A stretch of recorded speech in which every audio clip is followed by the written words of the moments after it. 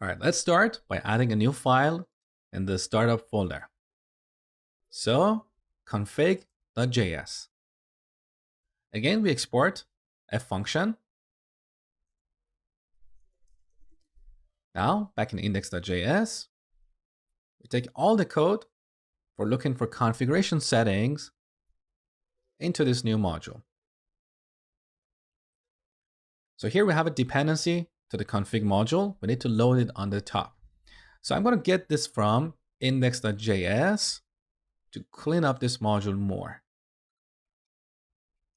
Okay, so if we don't have this configuration setting, we don't want to log something on the console. We want to store this as a fatal error in our log.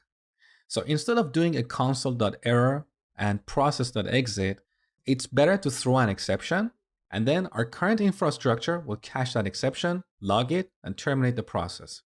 So we throw a new error, and here's the error message. Also, as a best practice, always throw error objects instead of strings, even though you can do that in JavaScript, because when you throw an error object, the stack trace will be available for you to see later. If you throw a string with the error message, you will not have the stack trace. Okay, so that's another best practice for you to know. Now, finally, let's go back to index.js and load this new module.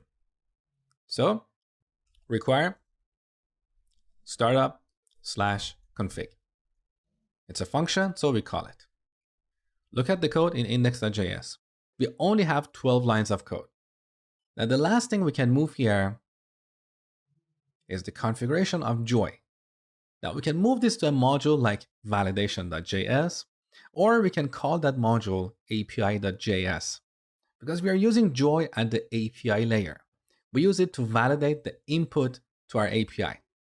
For this application, honestly, I don't have a strong opinion of what we should call that module. Let's call it validation.js. And maybe in the future, we'll come up with a better name. So go ahead, do this refactoring, and I will do the same next.